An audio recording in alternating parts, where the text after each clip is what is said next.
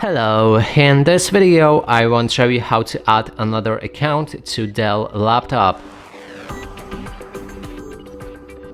To do this, first we'll need to click on the Start, navigate to the Settings, enter Account. Let's try again. Account.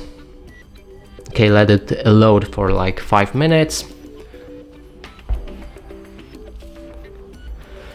Here we have it. Now we can scroll down to the other users. Here in other users we can add account. Then you can log in with your Microsoft credentials, but you can skip it. I'm gonna show you that when it finally loads.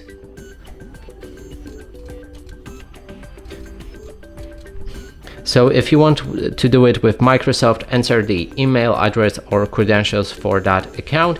If not, click on I don't have this person sign in information. Then we can add a user without Microsoft account, give their name, enter the password. If you want to use this account without any password, leave it empty, then click on next. And here you'll be able to find your account. And that's it for this video. Hope you like it. Please consider subscribing to our channel, leave a like and a comment below.